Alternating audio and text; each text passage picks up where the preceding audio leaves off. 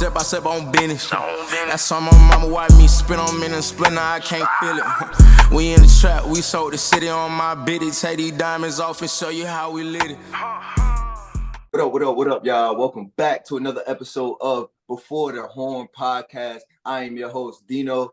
As well, I got with me hosting Khalil. Yes, sir. Let's get it. Episode 15. Let's get it. And I got my boy, Dad. He's that guy. Just letting y'all know. He is, but I'm not going to say he's not. But come on, gang. You an Eagles fan. Come on, gang. Mahomes that guy. But Chiefs money line. Y'all know we got another episode for y'all, man. Bro, y'all funny. But y'all know we coming back with some more topics for another episode. We love doing this. We got our NFL week 2. We got to break it down. We got to talk about some good things, man. It was some great games over this weekend. It was some great games on Sunday. It's some pretty good games tonight. We got a lot to talk about with NFL week 2. College football week 3. We're going to be talking about what's going on there, what happened, what we looking forward to. Everything with college football is big right now. It's a lot of upsets, a lot of things going on.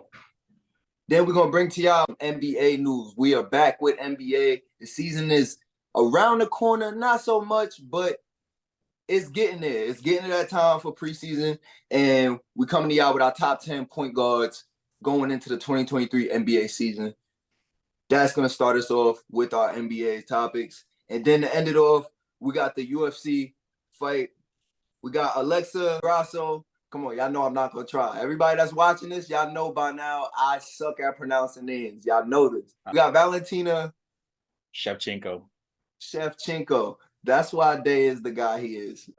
Day, take us away with our topics.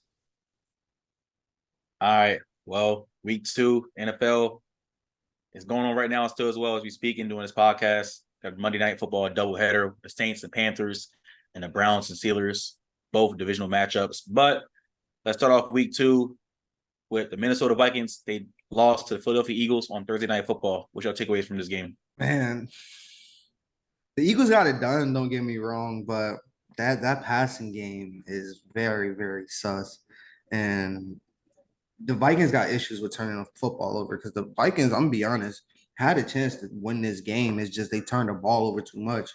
And you do that, you turn the ball over 3 times against a good football team, like you're bound to lose that. I'm surprised there's even a 1-score game. But that's just because of the struggles that the Eagles have within the passing game. The running game looked amazing. That's going to be their bread and butter all year. But they have to tighten some things up in the passing game if they want to get back to where they was at last year. Yeah, this is a really solid game, like score-wise, but if you actually watch the game, the Vikings were very sloppy with all the turnovers, like Khalil said. They got to learn how to take better care of the ball. But regardless, Kirk Cousins, besides the turnovers, he did have a good day, not going to lie. He threw 364 yards, 4 touchdowns, but he fumbled as well. The Vikings offense, it's carried by Justin Jefferson. He did his thing. But the Eagles, as an Eagles fan, this past game is concerning. Jalen Hurts threw for another game under 200 yards passing. I mean, he had 3 total touchdowns, 2 rushing, 1 throwing. But Eagles got to figure it out. Don't talk about the rushing touchdowns. They count, right? Why not? Weak ass touchdowns, bro. Go ahead. They count, right? They add Everybody talk about Aaron Richardson rushing touchdown. He actually ran the ball, not a QB sneak. It's a rushing touchdown at the end of the day. But continuing. Your team can't do it. That's all. Exactly. But continuing. Run game was great for Philadelphia. Their offensive line, they showed y'all why they're the best in the league. Eagles just got to figure it out on offense. And I know we got a lot of injuries on defense, but still they got to figure it out. But I need new coordinators offensively and defensively to figure it out going into week 3. But good win for Philly, 2-0. I mean, I can honestly say the same thing. As a Philly fan, it is a little concerning. But if you ask me, I don't think the Vikings is a terrible team. I feel like that first half in general on both sides of the ball, on both teams, was sloppy. That first half of the football game was sloppy in general. Very sloppy. Turnovers on both ends. It wasn't just a turnover on the Vikings. They had their shots too. It was turnovers back and forth. So we can't, honestly, when it's like that, you can't really blame it on turnovers entirely. I still, like I said, I don't think the Vikings have a bad team. I feel like they are missing Dalvin Cook. They're struggling rushing the ball, but they're gonna air it out. Kirk Cousins had like you said, a pretty good day. He had a pretty good day with 364 and 4 touchdowns. That's great. I'm gonna be honest, but we know who their playmakers are, and that's who runs that team. Now they're 0-2 team right now because they lost to us, but I feel like the Vikings is gonna climb back. I'm gonna be honest with you. Their week 1 loss was pathetic. I'm gonna be honest, but their week 2 loss is honestly legit, and I feel like they played a legit football team, and they played a legit game in the second half. Now, from the Eagles, I'm gonna be honest. If they want to survive that gauntlet that we have in a couple weeks down the line, about 5 weeks down the line, they're gonna have to improve throwing the ball. I mean, Jalen Hurts, he doesn't really look like he's in sync with any of his receivers. We see, I seen a video of AJ Brown arguing with Jalen Hurts on the sideline. AJ Brown's not happy with his touches. So I don't know what it is. I will blame it on the play calling. But again, entirely, I don't know exactly what it is, but it needs to get fixed. All right, moving into the next game, Buffalo Bills, they trounced the Las Vegas Raiders 38-10.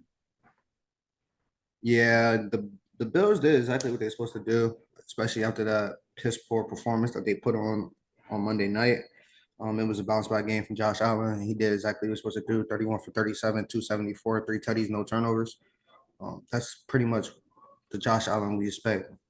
All the turnovers and all that, he cut down on that, and they just steamrolled a very not good football team in my opinion. They're okay. They're a decent football team. I don't think they were a playoff team or anything like that, and they did what they're supposed to do.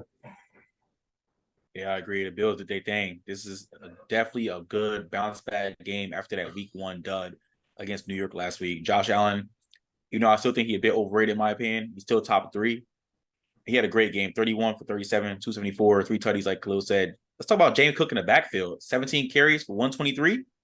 That's pretty goddamn good. And then Gabe Davis led the team in receiving. We'll love to see the receivers produce a little bit more, but they did what they had to do. But on the Raiders side of the ball, I don't like what I see at all. I mean, Devontae Adams had a solid game, 6 catches for 84 yards and a tutty, but Jimmy Garoppolo had a really bad game. I mean, I think he's trash, but I'm happy the Raiders lost because I don't like Josh McDaniels or Jimmy Garoppolo. I mean, really the same thing. Bills winning in, they did exactly what they were supposed to do. One thing I did like from the Bills, though, we have not seen the Bills rush the ball. They have not been a rushing team. They have not really completed any. Their top rusher is their quarterback. I mean, that's how it's been for the last 3 years for the Bills. And I think we finally see somebody's trying to break that. Somebody's going out there and making plays in the run game, and that's James Cook. Rightfully so. I thought he was gonna do it. I feel like it's his time. He had a lot of touches last year, a lot of experience. Now it's time for you to take that running back 1 role, and I feel like he's gonna actually do that, even though they do rotate a lot. On the Raiders side, it really doesn't look too good. Like you said, Jimmy Polo didn't have a good game. 240 of total offense in general is just not good enough to win.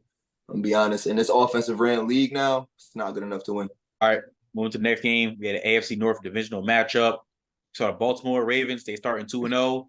They defeated the Cincinnati Bengals, who are now 0-2, 27-24. The Bengals, like they look off offensively, and now from the looks of things, like I don't know if they make the playoffs anymore. I'm be honest with you. Joe Burrow looked like he's about to miss time with a calf injury that we kind of talked about preseason that he should take his time. He should have rushed back, and he rushed back, did not give the proper time for his calf to heal. So now it looks like he's going to be missing more time. But that offense did not look good, honestly, with him in it. He did throw for 222 yards, but he just looks out of sync with Jamar Chase. Jamar Chase only had 5 catches for 31 yards. T. Higgins had him a solid game with 8 for 89, but that offense just does not seem to be clicking on all cylinders. But on the other side of the ball, Lamar Jackson did what he's supposed to do. I feel like they're kind of still out of sync offensively, passing wise. Just looking at the numbers, Nelson Aguilar was the leading receiver. And besides that one amazing catch Zay Flowers had, he only had 3 catches for 10 yards. Odell Beckham Jr. hasn't really got going yet. So hopefully they can get that passing game going. But I'm not going to lie, Lamar Jackson did make some MVP-esque throws with the deep shot that he threw to Zay Flowers, put it right on the money. And the same thing with the touchdown pass that he threw to Nelson Aguilar. You can't throw a better ball than that for the touchdown. So I like the Ravens. I had them winning the division all in all, but they're looking pretty good as of right now. I mean, this is the second year that the Cincinnati Bengals are starting 0-2. Let's not forget they went to the AFC Championship last year, despite starting 0-2. So I feel like they can figure it out. I'm not going to overreact and say they're going to miss the playoffs, but this is a bit concerning what's going on with the Bengals offense. Like, they started to click late, but it still wasn't even good enough. I mean, Joe Burrow only had 222 passing yards. He threw a pick. He had 2 touchdowns. Joe Mixon had under 60 yards rushing. I mean, T. Higgins was the savior of the game for receivers. 8 catches, almost 90 yards, and 2 touchdowns. Jamar Chase, he has to get it going. This is 2 weeks in a row where he's done pretty much nothing. But talking about the Ravens, Lamar Jackson, he had a great game, in my opinion. I mean, 237 yards, 2 touchdowns. He was throwing great balls all day.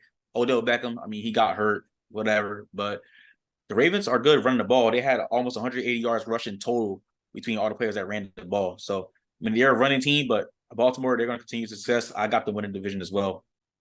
I mean, yeah, I could piggyback off of that. The Bengals are honestly one of my teams that I feel like should be a lot concerned about starting 0-2 and being 0-2 in your division already.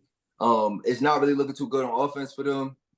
They ended the game with not bad stats, but if you watch the game, it wasn't in sync. This is not the Cincinnati Bengals high flashy offense that we've seen for the last 2 years. So if they want to compete still, if they still want to compete in their division, which is one of the toughest in the league, they're gonna have to fix that. On the other side of the ball, Ravens look like they fixed a couple things on offense. Again, passing the ball doesn't really look too good right now. They don't. I still don't think they have a number 1 receiver. I'm gonna be honest with you. Even after that, I mean, Zay Jones didn't do anything. That's not one receiver. That's not number 1 receiver like. I'm gonna be honest with you. Odell got hurt. It's not really looking too good. So they got to figure something out. They brought them players in to do something, and nobody's doing anything. I'm gonna be honest with you. But the Ravens look better than they did the week before.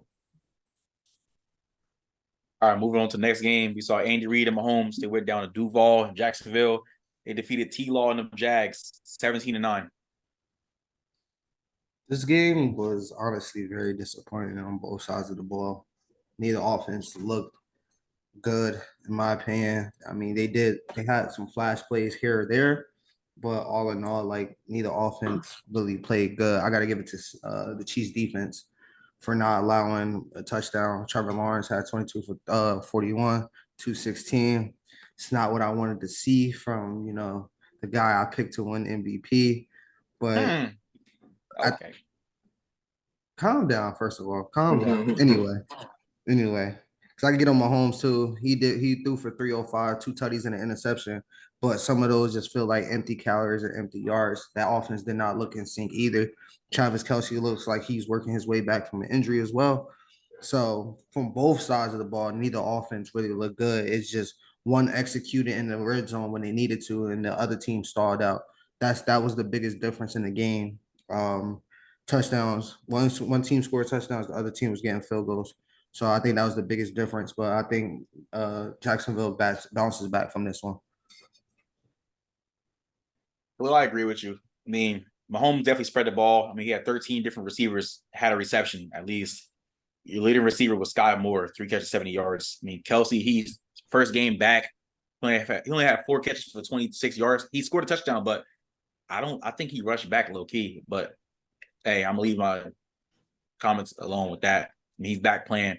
Pacheco, he looked solid on the ground, 12 carries for 70 yards. But this offense did not look in sync, like Khalil said. They still look a little bit rusty from week 1 as well.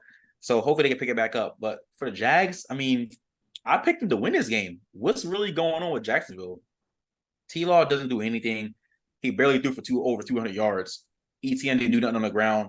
Christian Kirk, I mean, he went crazy, but Cal really 2 catches for 32 yards. That was disappointing. But hopefully Jacksonville could bounce back next week. I mean, yeah, same thing. I'm going to be honest. Both teams really didn't play too good, and it all came down to which team's going to play worse. And that was Jacksonville. O-line didn't play too good. They allowed 4 sacks to Kansas City's 1. I mean, that's a recipe to lose games. They lost in every single category, but it wasn't by a lot because neither one of them teams played good. T-Lord really didn't get going at all until the second half, and that was barely. The connection between him and Calvin Ridley looked like it faded away in 1 week. They got to fix that. They got to fix something. The defense didn't play the worst. I feel like they got put in a bad position a lot of times, but they didn't play the worst. Kansas City defense played pretty good. They stopped T-Law from doing virtually anything.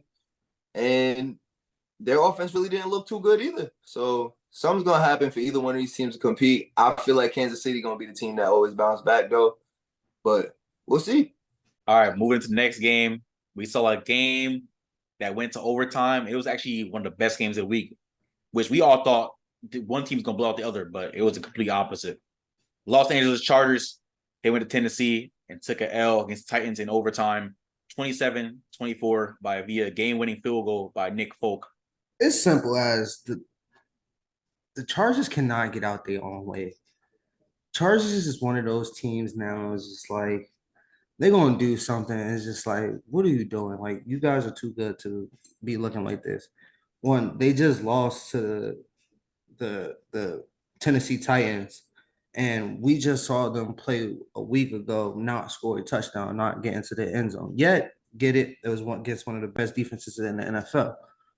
But at the same time, for a team that's supposed to be one of the best offenses in the league, especially within the passing game, you just got you a new OC.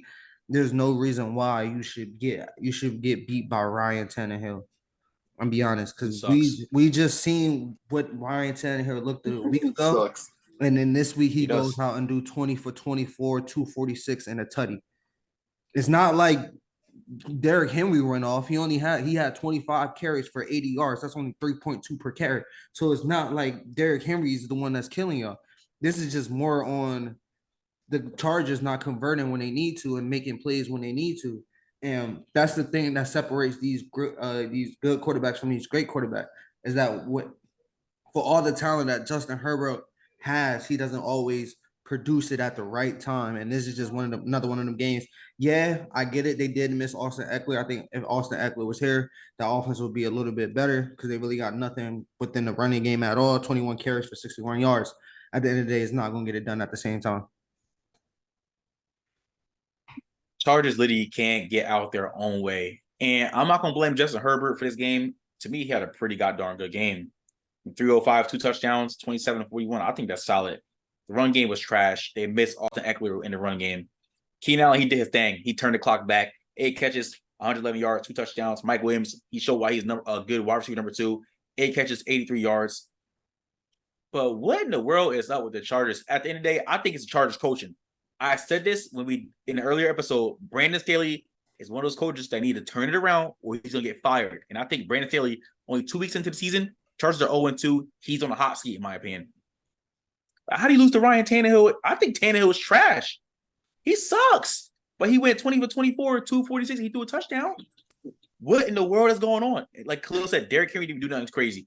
He had a touchdown, but he only ran for 80 yards. So y'all did a good job stopping him, but y'all couldn't stop Tannehill? I'm done. I'm lost for words, man. Chargers, y'all got to get it together because there's no way. I mean, yeah, I can say the same thing. The Chargers is my number one panic team right now that should be in panic mode. I'm going to be honest with you. They're not going to win the division. You know who's in the division. They're not going to win it. They need to rely on these games right here. They need to rely on these games for them to make it into the playoffs, and you losing them. It's not working. I mean, don't get me wrong. They have close games, and if you look and watch the games, they lose by a little bit. It's not like they're getting blown out or anything, but that just shows that you cannot get it done late. Both of these games that they played, they was up leading into the fourth quarter and lost in the fourth quarter and in overtime. They can't get it done late. They just can't do it. Tennessee Titans, it's really not much to say about them. I feel like the Chargers lost this game. I'm going to be honest. Tennessee Titans really didn't look the best. If you ask me, Ryan Tannehill had a pretty good day as far as efficiency and making sure that he got, completions, but there wasn't big passes. It's not like he did anything flashy or anything. He got the job done, though. He got the job done. So he does get a pat on the back for that. But Chargers, y'all should be very, very concerned. Moving on to the next game, another game that we all picked for the away team to win, and they ended up losing. So our Jordan Love and the Packers looked very sloppy, in my opinion. They went down to Atlanta and they lost to the Atlanta Falcons 25-24. Yeah, man, I did not see that coming, especially because we raved about the defense and we said about the Packers if they're going to be good or No, solid. no, no, no. Y'all raved about defense. I said they were suspect. You did. You said you don't like Sean Gary and all them. No. I said they were sus. I said they were all right. If they going, Watch the I previous didn't say a episode. word about the defense. No, that was all I Khalil. picked them to win. That was Khalil. if they're going to win anything, it's going to be because of that defense, and that defense did not play pretty good at all. They gave up 211 rushing yards just between Bijan Robinson, Tyler Algier, and Desmond Ritter. And when a team is running the football like that, it's kind of hard to get it going. It helps because earlier in this game, Desmond Ritter kind of looked unsettled. But once they started running the football, opened up the plays for him, he started to settle in a little bit more. He did have a touchdown. Jordan Love didn't have the worst game. I think it could be a little bit better, but he did go 14 for 25 for 144 and 3 tutties. There's some bright side to what he's got going on. I think they kind of missed it. They kind of missed Aaron Jones. Also, you kind of doing this without your best receiver and Christian Watson as well. So they are missing some pieces to that team. I think once they get those guys back, I think they'll be rolling again. I'm not gonna lie. This game was. I feel like the Falcons just did what they had to do just to get this dub.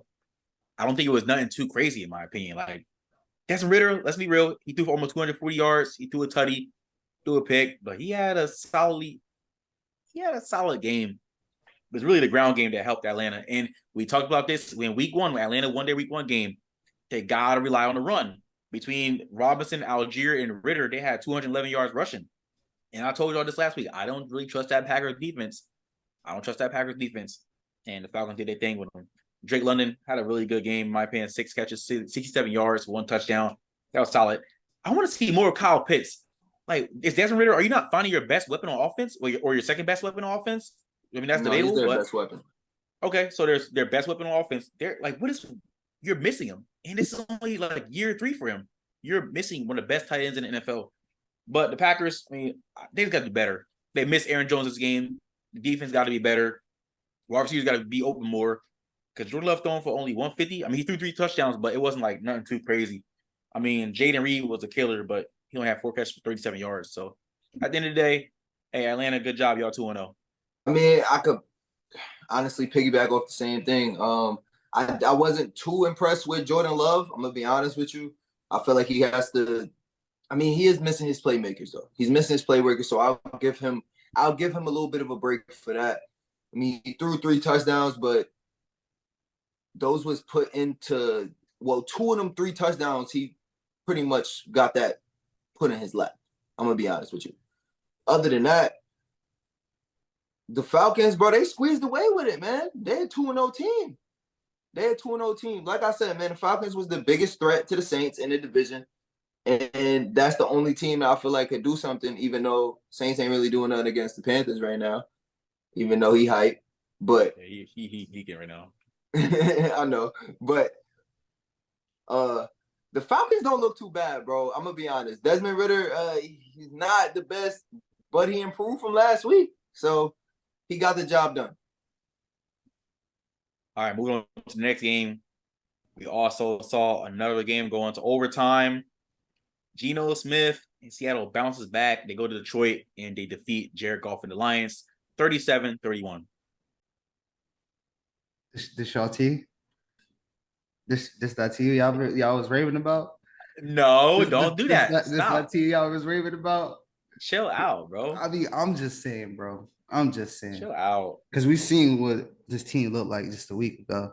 But Geno Smith did his thing. 28, 2 tutties. Metcalf had a game. He spread the ball around. I think everybody pretty much got a touch. And they look very good. And I've been saying this about Detroit the whole time. Yeah, it looks good on paper, but it's just something about Detroit that I don't love. Like, I don't have this team winning their division. Like, this is just something I don't love. And when the game is time to be won, you don't execute. Jared Goff throws a pick six, and the rest is history. They go down in overtime. They put a touchdown in ball game. Goodbye. And they look like they done lost CJ for the rest of the season with a torn pec. So that's going to be a big blow to that already suspect defensive backfield that they have. So, like I was saying before, I am not as high on this team as some of my other co-hosts were, rightfully so, though. Man, look, Lions offense, they straight. Let's be real.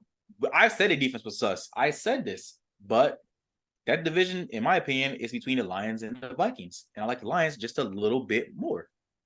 So I'm going to stick with the Lions. I don't care what you say. Hold up. What happened to y'all Bears pick? Listen, I said the Bears are no, don't do that. I said the Bears are gonna be third in the division. I said they're a sleeper team. Shit, Dino was the one that up. was hyper. Dino was the up. one. That's what I'm saying. He covered his face because I said the Bears are a sleeper team. I didn't say they was winning the division. But hey, this was a good game by Seattle. This is a good way to bounce back after that sloppy week 1 loss. Gino threw for over 300 yards, 2 touchdowns. They got to do better on the run game. They got to do better on the run game. Metcalf, he had a good game, 6 catches, 75 yards. And the week I benched Tyler Lockett, he goes off in this game, 8 catches, 60 yards, and 2 touchdowns. Like, really, dude? But Seattle spread the ball on offense. They did what they had to do. They made turnovers on defense. That ended up winning the game and keeping them in this game as well. Jared Goff, he had a good game. I don't know what Khalil talking about. 28, 35, 323, 3 touchdowns. That one pick was a pick 6. But, hey, I mean, it happens. Could we see more touches for Jahmyr Gibbs? Please, can we see more touches from Jahmyr Gibbs? It's not that awful. I mean, David Montgomery, he's hurt now. I mean, he's always injury prone. So this should open the door for Jahmyr Gibbs, in my opinion. But Amon St. Brown had a great game receiving. Detroit, like I said, they solid. They just got to fix their defense. I mean, Lil talking like they got blown out or something. Talk about some of this y'all team. Like they played a bad team or something. Like, come on, bro. This week 2. Let's be real. Let's week 2. Seattle and they get to overtime loss against the Seahawks, bro, who's not a bad team. So they just lost to the Rams. Bro. Relax. Just relax, bro. Just relax.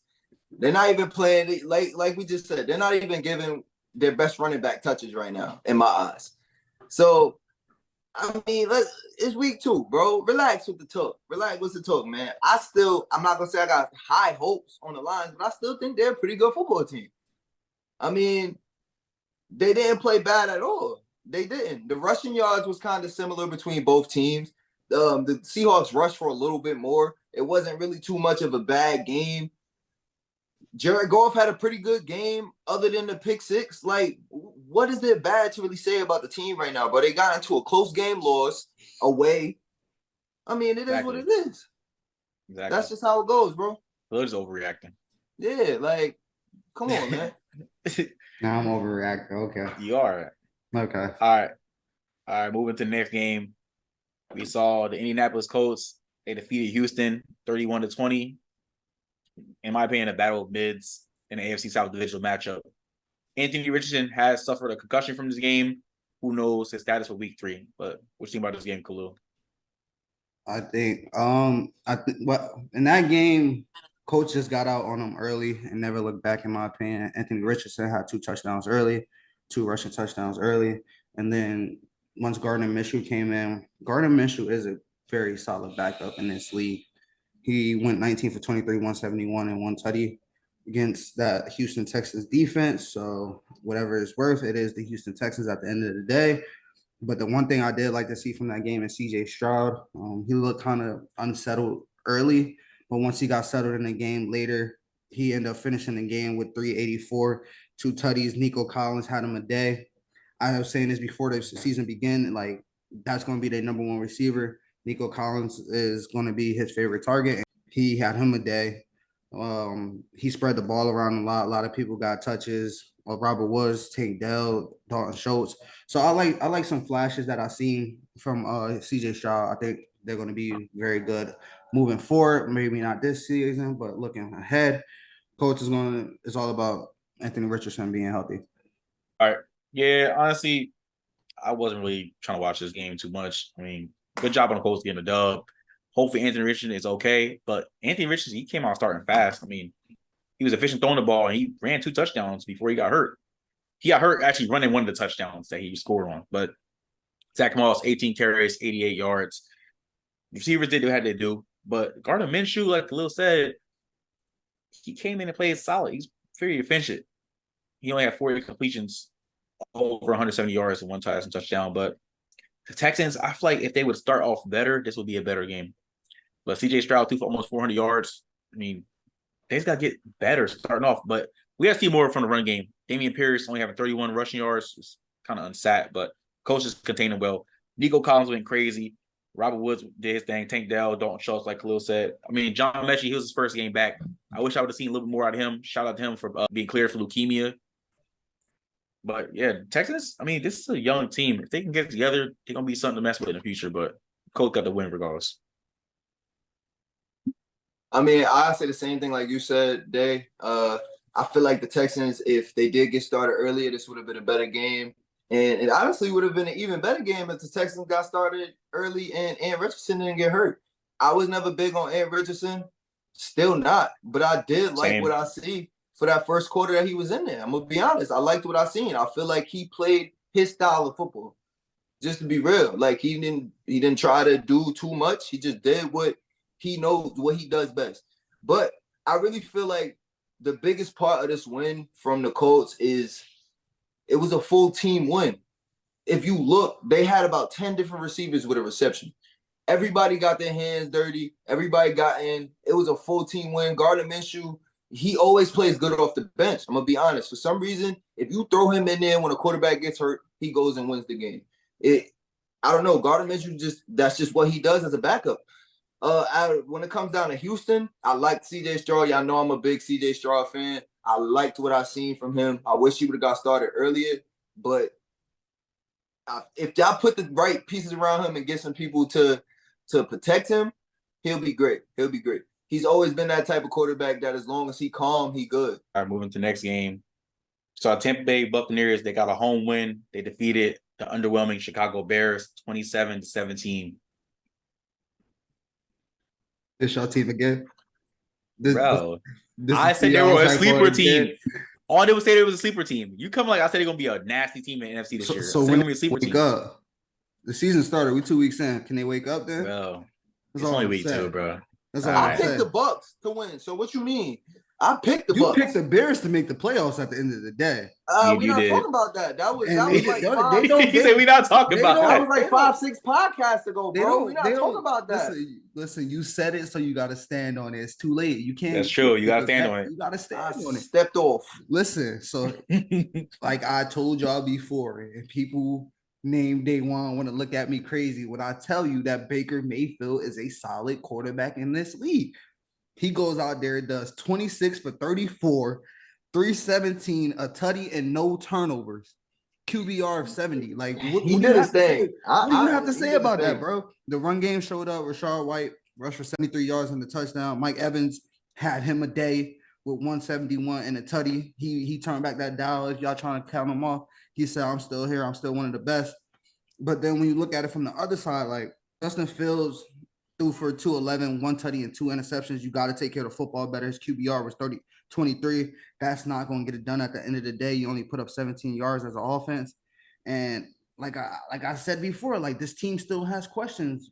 I don't know why y'all was so high on them. Yeah, they made improvements, but y'all got to also remember this was the worst football team in the league last year. They had the number 1 overall pick. Just because they traded away doesn't mean they still wasn't the worst team in the league. So they had some major improvements that they still need to work on. So I think that team is still developing. I did not expect much out of this team. I did pick Tampa to win. So, yep. I mean, I'll pick the Bucs to win too. So what are we really talking about here? But like Khalil said, I'm going to start off with the away team, the Chicago Bears. Y'all got to get it together. Justin Fields, what is going on? Like, what is really going on? What are you doing, bro? Like, you didn't have a good day running the ball. You didn't have a good day throwing the ball either. Like, figure it out, please. And DJ Moore, you had a good game. 6 catches, 104 yards. Chase Claypool, he finally showed up and had a touchdown, but he's still garbage. But what's going on? Like, what is up with this Bears offense? But enough about the Bears, man. Y'all disappointed me. Y'all make me mad. But again, let's talk about the Buccaneers right quick. Baker Mayfield, let's be real. He faced a mediocre defense in week 1 with the Vikings. And then he faced an defense, same pretty much mediocre as well with the Chicago Bears. So what do y'all really want? I mean, he did have a good game, 26 for 34, 317 yards. He threw a touchdown, but I mean, aren't you supposed to do that against the Bears? Like, I'm not hating on him. He got a test coming next week. Like he faced the Eagles. I'm not hating on him. I mean, he's trash, but whatever. He got to win. He threw for over 300 yards. He got to see the dub. But hey, good job, Mike Evans, man. Turn the clock back. 6 catches, 171 yards, and a touchdown. I mean, I didn't include him in my top 10. I say he was outside the top 10 at this point in his career, but he still got it. But hey, good win by the Bucks. I mean, if you look at the score won't really say what happened in the game. I'm gonna be honest with you. It was a full domination game from the Bucks all around. If you look, they won every single stat. They won time of possession. They won it. They ain't throw no picks. They punted less. They had more first downs. The third down efficiency was better. Fourth down efficiency was better. They had more yards. They had more passing yards, rushing yards. They had everything better. They did everything they were supposed to do to go out there and beat this Bears team. I'm going to be honest with you. So, yeah, the Bears are upsetting me. They are. They're really upsetting me. I did have them to make the playoffs. I did think they was going to be able to at least, compete in the division. But I take it all back now. I'm sorry. I take it all back. I don't care. I don't care. I know what I said in the last game. It might sound a little hypocritical for what I'm saying right now, but I'm sorry. I'm stepping off. I ain't standing on that no more. I'm not standing on them making playoffs no more. I'm sorry. This team just doesn't look good. It does not look good on either side of the ball. So, I mean, maybe they get something together, but I'm sorry. DJ Moore had a pretty good day, I guess. All right, moving on to the next game. So a comeback win by the New York Giants. They went to Arizona. They got a 31-28 victory over the Cardinals. I don't want to hear it from Giants fans. I really don't. You cannot watch that game and say you're happy about what you saw. Honestly, like going into the season, Arizona Cardinals was the consensus worst team in the league. They had the lowest win total and everything else. Their starting quarterback is Joshua Dobbs. I'm going to say that one more time. Their starting quarterback is Joshua Dobbs. Okay? Remember that. And y'all were down 20-0 at halftime.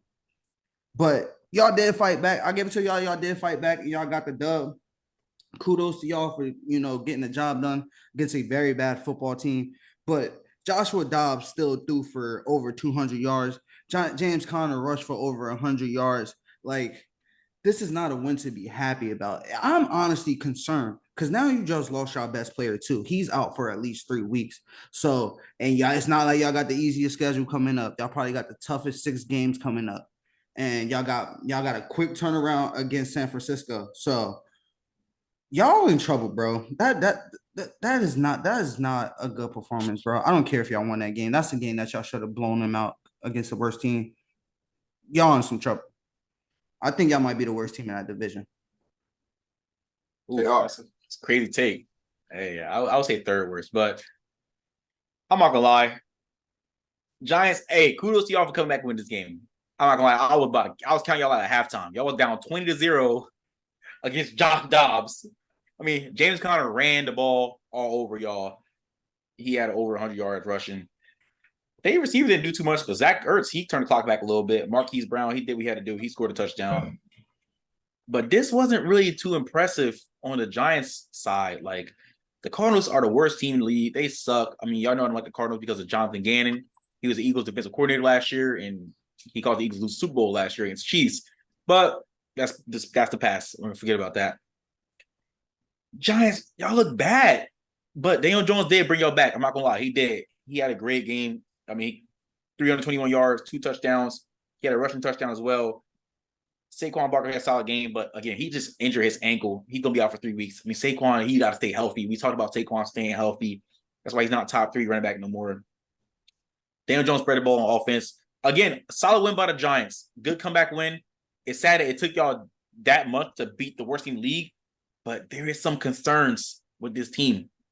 So if I was a Giants fan, I really wouldn't be too happy for this. I'm not hating on y'all, but y'all got the win at the end of the day.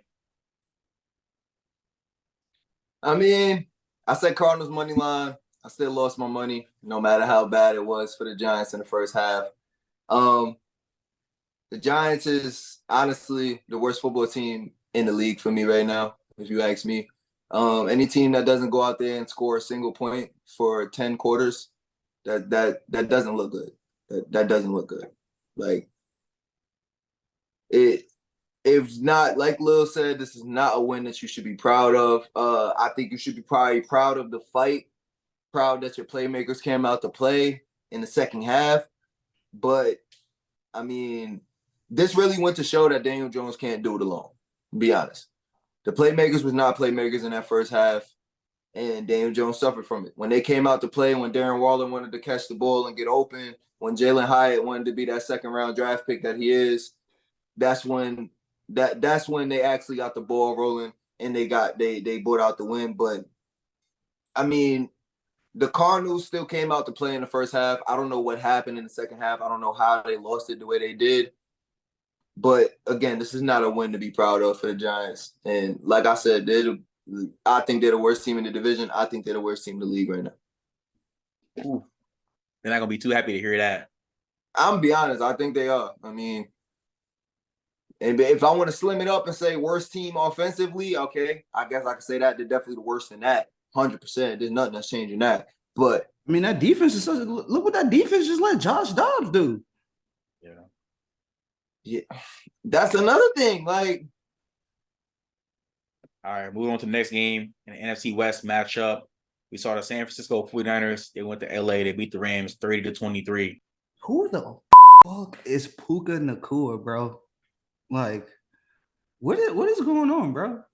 This is the leading receptioner, leading pass catcher in NFL history for the first 2 games of his career. That's who he is. Put respect on that man's name when you talk about Puka. You heard? Calm it down. You ain't know who he was just a week ago either. So anyway, I did. Man's went from 15 no one catches, did. 147. Tutu Atwell had him a game too with 7 for 77. But I think what it is as well is he's just filling in for that Cooper Kupp role. And if you're, I feel like if you're smart and you're intelligent, you can make plays within that offense. You could get open, and that's all that he did. Not too high. I'm still not too high on the Rams. I'm gonna be honest with you. They look decent. They looked okay, but I'm still not too high on them. Christian McCaffrey had him a day, 20 carries, 116 and a tutty. He's just out there killing it this year so far. Brock Purdy, mid, 17 for 25, 206, 0 touchdowns, 0 interceptions. He's going to be, straight line, solid, but I don't think he's great. I don't think he's bad, but overall, I thought San Francisco should have ran away with this game. There's no way this game should have been a one-score game. I think San Francisco just top to bottom has a way better roster. So I got to give it up to the coaching that Sean McVay did. He had those guys ready to play. But at the end of the day, they're not as talented as the San Francisco 49ers. Now, let's be real. I told y'all McVay gonna have these guys ready to play. And at some points in this game, y'all watched it, the game was actually close. It was actually close until Matt Stafford started throwing picks. I'm like, bro, come on. But Puka Nacua, I mean, Khalil just said last episode, that Puka Nacua wasn't going to go crazy for over 100 receiving yards. I mean, he did it again against the best defense in the NFL. But best defense? Like, the 49ers definitely have the best defense in the NFL. I don't know about that one, my boy, but go ahead. Yeah. Put the drugs down. That. Do your thing. Put the drugs. Yeah, you're tripping. We're going to talk about the best defense, but it ain't them. Okay. I know who his best defense is, and let me know offense that was good that they played against. That's all I'm gonna say. But yeah, honestly, okay, we're gonna talk about it. We're gonna talk about it. But Puka Nacua had 15 catches for 147. I mean, like Lil said though, he is playing that Cooper Kupp role because if Cooper Kupp was in this game, he probably would have put up the same or identical numbers. Let's be real. But the Niners. It's a solid game, especially Christian McCaffrey. He continues to go crazy for the second week in a row. 20 carries, 116 yards, 1 rushing touchdown. Brock Purdy, can you stop the hype on Brock Purdy? I'm tired of this. I'm really tired of this. I'm going to get mad. Stop the hype on Brock Purdy. Seriously. He's mid. I think he's garbage. He has a great team around him. He does nothing special. He's missing throws most of the game. First half, it was solid. It's like, all right, cool, whatever. Second half, he looked bad. And the Rams could have kept themselves in that game if Matt Stafford didn't start turning the ball over. But that's what the Niners defense makes you do. They make you turn the ball over. But if I'm a 49ers, I got to tweak some things. I got to fix some things because they should have beat the crap out of the Rams. Respectfully, I'm not going to lie. I mean, Shanahan, last 6 games, he's 6-0 against McVay. But what, bro, stop hyping up Brock Purdy. I'm tired of it. Seriously. He's missing throws that could have been first downs, touchdowns, or just big plays in the second half. It was just bad. And I no. Kill the hype on Brock Purdy. Anybody that say he's good, please, like, throw hands with me. I'm not even trying to be funny, bro. Please stop. I like Brock Purdy. I don't care what y'all think, bro. I like Brock Purdy. It don't matter. Josh Allen was missing throws. So what? He was missing throws. He's proven. Missing throws too. So now what? Now what? And he's still a top 5 quarterback. I don't want to hear none of that. I'm not saying that he's top 10. I'm not even saying Brock Purdy top 15. But I like him. I feel like he does good enough for the team that he's on. That's all you got to do is do good enough for the team you on and get the job done. Now, yes, he missed some throws in the second half. He did some big ones, some open shots. There was some touchdown throwing passes. Okay, every quarterback does it. It's one game, bro. They still came out with the win. Don't want to hear it, bro. They're still 2-0, and Brock Purdy is one of the reasons why they're 2-0. It's not just that defense on the reason that they're 2-0. Because, I mean, if you look, Matt Stafford threw for 307 against them. He did throw 2 picks late in the game. That's what really was the, the icing on the cake for the game. Most of them yards Matt Stafford had came towards the end of the game when Niners were already up 30-20. That's cap. Some of them yards towards the end, bro. Come on, man. Of course he's gonna have to put up yards when they're down, because all you could do is throw the ball. Then of course he's gonna put up a little bit more, but no, empty calories. Most of them. Exactly. What? It's called empty calories. Man, I liked what I seen from LA. I think they got into a dogfight with the best team in their division. I don't think they're as bad as Khalil thinks they are. I still think, especially when Cooper Kupp comes back, they'll still have a fighting chance. Not really to make the playoffs, but I still think they got a fighting chance to at least compete with teams and not get blown out. All right, moving to the next game. We saw the Washington Commanders. They defeated the Denver Broncos on a crazy ending, 35-33. Man, boy, them Broncos look bad, man. Them Broncos look bad. And your boy look bad too. I don't care what the numbers say. Your boy look bad. This is a game you need to win. Who? Mr. Let's Ride. He look bad. I don't care. I've been telling you this. I've been on this for a few years now. You don't want to listen, but you're witnessing it, that it wasn't just Nathaniel Hackett. Who you talking to? You talking to me? Nah, that guy. What am I about to say? That guy. He know what I'm talking about. He know what I'm He talking to me. He's talking to me. What I'm talking about. I mean, you look at the stats. They look good. 308, 3 tutties, and an interception. But let's go deeper into it. Like, when the plays need to be made, he doesn't make the plays. He looks off. It just does not look right. Marvin Mims had 2 catches for 113, so he gave you 2 explosive plays that helped out. Brandon Johnson gave you an explosive play. He had 2 touchdowns. One of them was a 50-yard tutty. But this is a game that you need to win, and you don't get it done. And any other great quarterback, good quarterback, would get that done against this football team. And I'm gonna give my credits to Eric Bieniemy as well, because he had that offense looking good. That offense put up 35 points under Eric Bieniemy. Sam Howell went 27 for 39, 299, 2 tutties. He did what he had to do. He put Sam Howell in the best position to make plays, and that's exactly what he did. He made plays, and like I said, this Broncos team is not good. That quarterback is not good, and they're not going to be good for a good while because they're paying that quarterback. So they're stuck for a while now. They're not going to be good for a good while. Man, I'm gonna start off with the Commanders just to get them over with, bro. I mean, Sam Howell, you played efficient. Eric Bieniemy, great OC. You called a great game. You made Sam Howell just play efficiently, like Khalil said. 299, 2 touchdowns. Brian Robinson on the ground, 18 carries, 187, 2 touchdowns as well. That was good. He helped them out as well. Wish that for me. Hey, they also spread the ball on offense to a lot of different receivers. So good on Washington. They got this win for a reason. Dang, let's talk about the Broncos, mate. Yeah, Russell Wilson, you making my head hurt. You make my head hurt. Like during the game, I would text people like, bro, Russell Wilson is pissing me off. Like he threw for 308 and 3 touchdowns, but one of the touchdowns came at the end on a Hail Mary throw, which was caught for a touchdown. But when the Broncos tried to go for the 2-point conversion, they didn't get it. In typical Broncos fashion, they fell on their face. Their leading rusher was Russell Wilson. So it's like, bro, what's really going on? Like, what's up with this offense, man? I think it's on Russell Wilson. But that's all I got to say about that game. Y'all want that man to cook. Burn down the goddamn house. Be quiet. First of all, with the Commanders, they're 2-0. So that's just where I'm gonna go when I say who's the worst team in the NFCs. Commanders is 2-0. The Giants snuck out their first win against arguably one of the worst teams in the league. Just saying. But I liked what I seen from Sam Howell. He was efficient. He played a pretty decent game. None of the Commanders receivers really flashed, but they did what they were supposed to do. They caught the ball when it was thrown to them. And that's how you go out and win a football game.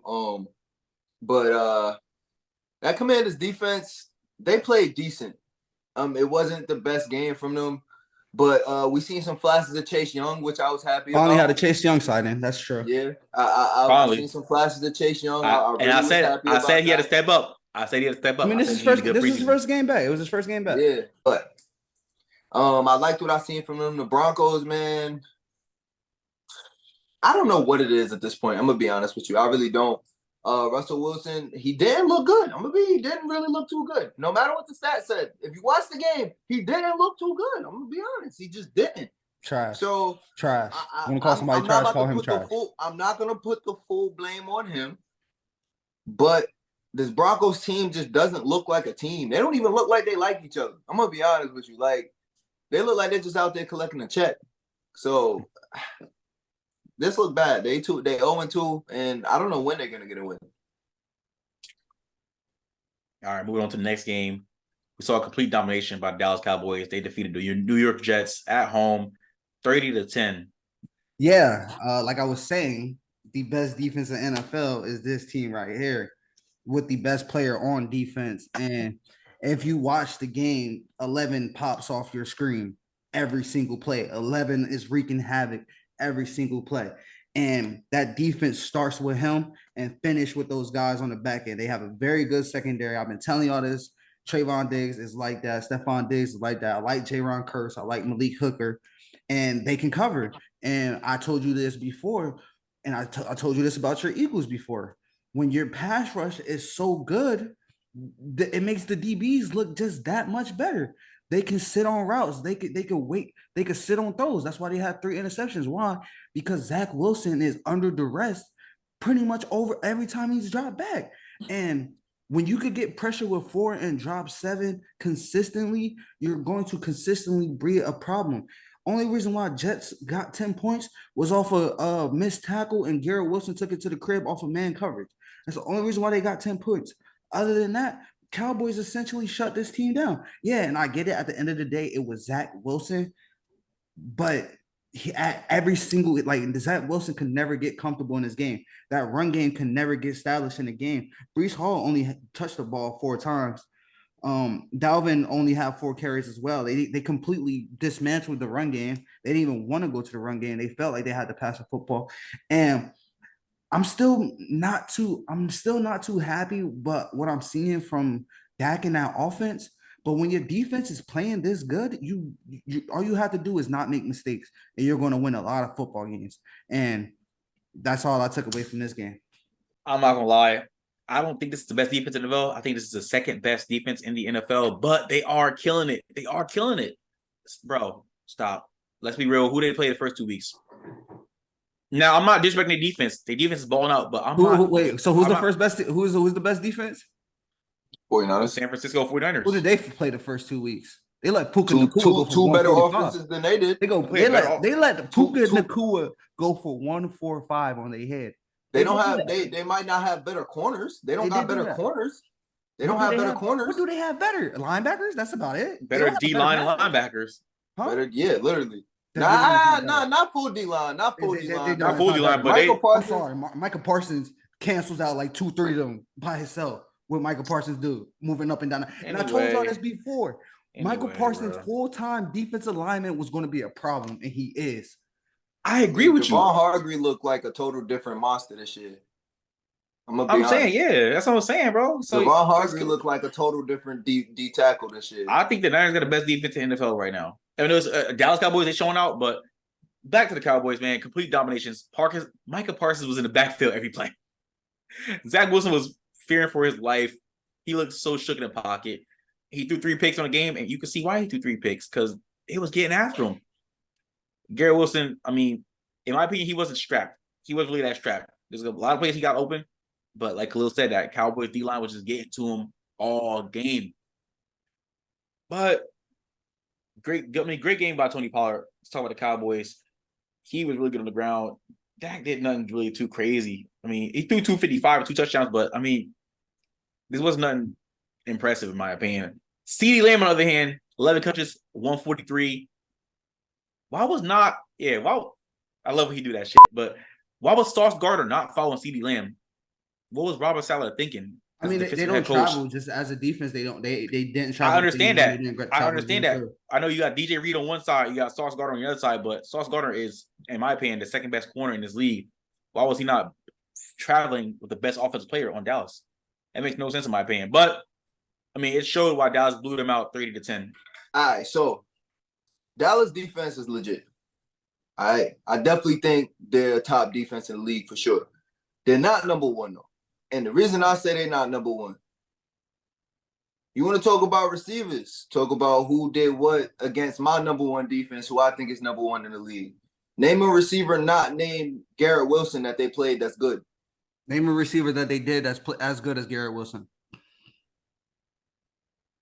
Again, name a receiver. Exactly. Not That's all. Garrett. Exactly. You have no argument.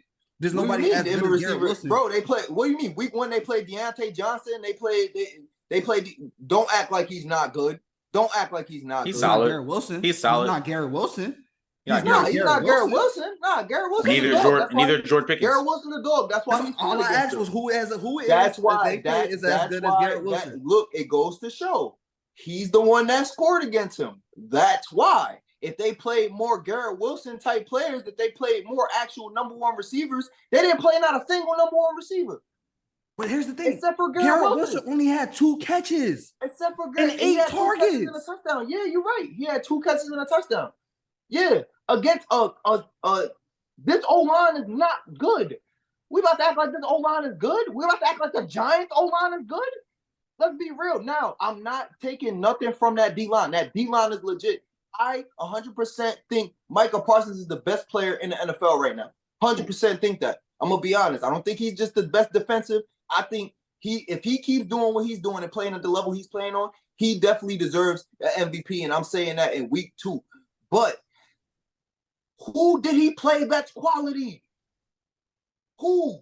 What O-line did he play that's good? You're raving on a defense that played no good offense. You're raving on a defense. That's not Evan Neal. That's Andrew Thomas. I'm sorry. The Jets are nothing. The Jets are nothing without Aaron Rodgers. Not a damn thing. Look at who's throwing the ball and look at that O-line. Aaron Rodgers could at least get the ball out fast, efficiently with the trash O-line. Zach Wilson? No, he's not doing that. And come on, bro. 0-40 in the first game against Daniel Jones, against an offense that didn't put up a single point against the Cardinals in the first half. Are you serious? That's a good offense? That's an offense to rave about the defense on? Like, come on, bro. Can we give the defense credit for it? I did. I said that the defense is great. This is a really great defense. This is a really great defense. Second best in the league. I give that's credit, bro. I think they're the second best in the league. That is credit. They are. But bro, I'm not about to. So I swear on everything, with no Saquon Barkley, the 49ers better not let Giants score a single point on Thursday. If they score a single point, they're not better than them. I'm sorry. Come on, bro. That's unrealistic. Stop. They don't have Saquon Barkley. They're playing a worse offense than the Cowboys played. I don't want to hear it. But you're gonna that is the worst I know offense. you're gonna have an excuse. That is the worst I'm making offense. excuses. That is the worst offense. And excuses for me. But like I said, bro, I'm not gonna rave on it. Yes, I'm gonna give them their flowers. They're good. I am scared of them as an Eagles fan. I don't want to see that defense. I definitely am. I'm gonna be I real. definitely am. I Not don't gonna want to lie. see either one of them, and I gotta see both of them. So I Yep. don't want to see either one of them. I'm scared, especially the way our pass game is. I don't want to see them, but I just want to see them play a good offense. That's it. I'm not hating on them. I'm gonna be honest. Y'all know I hate Dallas, but I'm not hating on them. But I want to see them play a good offense. That's all. I want to see them do what they're doing against a quality offense and shut that down. That's it. That's just the end of it. And the Jets, I'm gonna be honest. I'm losing hope in the Jets. Unless they bring in a new quarterback, Zach Wilson's not the answer. All right, moving into our Sunday night football game. We saw the Miami Dolphins defeat the New England Patriots 24-17 in a game that was ended by a questionable call by the referees. I'm not going. Well, the call wasn't questionable. He was short. If you look at the replay, he was short. No, he was not. He was short, bro. No, he was. He was short. Bro. Everybody know he was short. No. Look at where the ball was at. Look where the line was at. No. He was short. Stop. Anyway. Imaginary line? Come on, bro. Bro, come on. He was short. Anyway. Is Miami the best team in the AFC right now? Because they damn sure looking like it right now. Because when you look at the Bengals, they don't look that good. Chiefs got their problems right now. Chargers, don't get me started. The Bills, they look terrible week one. Miami's the only team that been looking good. And put some respect on Tua's name. He did what he had to do. 21 for 30, 249 touchdown. He did have an interception, but he made plays when they needed to be made. And Raheem Mostert had him a big day. 121 yards on the ground, 2 tutties. That'll definitely get it done. And we know what Bill Belichick's good at. He's good at defense. He's good away at taking your best option and making you figure it out. And that's what he did. He took Tyreek Hill out the game. For a guy that went for over 200 in week one, only had 40 yards. But Tua still find a way to get it done. That run game still finds a way to get it done. I'm not going to lie. They might be the best team in the AFC as of right now. Miami looks really good. Not gonna lie. Besides that noodle arm throw by Tua that caused him to throw an interception, besides that, he had a really good game. The run game it helped out as well against this Patriots defense. Now, this is a stingy Patriots defense. They allowed Miami on at 24, and like Khalil said, Belichick, he found a way to stop Tyreek Hill. But still, it was just still all around pretty good game for the Dolphins offense. Patriots, they gotta stop figuring things out late in the game. They really have to. The receivers for the Patriots, they also got to step up. They have to. I'm feeling for Mac Jones. Like, they're calling the right plays, but the receivers got to get open. They're all mid as well. Exactly. They're all kind of, in my opinion, number 2 or number 3 receivers that are playing as number 1s and number 2s, but whatever. That's how the NFL goes sometimes. But, hey, good win by Miami. Y'all are looking like the best team in the AFC right now. You guys got to keep it up and keep Tua healthy. I'll agree with that last statement. I really do feel like they are looking like the best team in the AFC right now as it stands. And I'm gonna be honest, by the end of the season, people gonna start putting respect on that Patriots defense, bro. That Patriots defense is like that, and a lot of it is from Bill. A lot of it's from Bill, but their playmakers is making plays when there's plays to be made. So I mean, if they keep it up, they're going to give teams some fits. Don't think they're going to compete too much, but they're going to give teams fits. This is the same score, almost the same score in the first game of the season versus the Eagles. They're playing quality teams and sticking in those games. Just imagine if Jones was a little bit better. Imagine if they had a pretty good receiving core. I mean, this will probably be a pretty good team. It's not going to be Brady years, but it's not going to be that bad. So, I mean, I liked what I've seen from both teams. Despite the loss from the Pats, I liked what I've seen from them. Defensively, Mac Jones was up to a very, very slow start. It was a very slow start. But again, a lot of that was his receivers, bro. He really don't got too much good receivers. But, I mean, good win by the Dolphins. And, yeah, they're looking at being the best team in the AFC right now. So, for the first game of the Monday Night Football doubleheader, New Orleans Saints, they defeated the Carolina Panthers 20-17. It wasn't a close game. Not gonna lie, we got the job done, and at the end of the day, we're 2-0, so that's good. But defense looks amazing. Top 5 defense. They're going to be a problem. They're going to give teams problems all year long. Carolina didn't score touchdowns to the end, to the very end, garbage time. You know, they were just trying to play prevent coverage, give up the big play. But that offensive line got to get it figured out. One, I don't like what I'm seeing from the Saints offensive line. Derek Carr is under a lot of pressure. He looks uncomfortable. Like, we have to play a lot of quick game. We have a bad offensive line. Watch him out. But the offensive line needs to figure it out. Trevor Penner needs to step up at the end of the day. And at the same time, we don't have a run game right now because Alvin Kamara suspended, Kendre Miller is hurt, Jamal Williams went down in the first half. So our next running back was Tony Jones Jr. So they have a lot to figure out within the run game. But as long as the defense is playing good, they'll be good till Alvin Kamara get back. And I think that's when that offense will take another step and look a lot more explosive.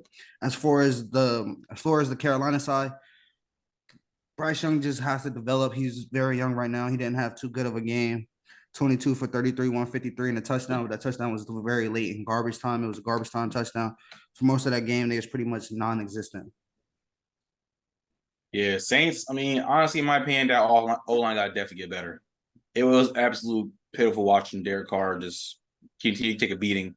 Tony Jones Jr. stepped up. Man, they need Alvin Kamara bad, in my opinion. Chris Olave did his thing in the receiving game. Got to see more Michael Thomas. Rasheed Shaheed, he does see what he has to do. But that defense of the Saints, I mean, it's up there. It's top 5. Like I said this already.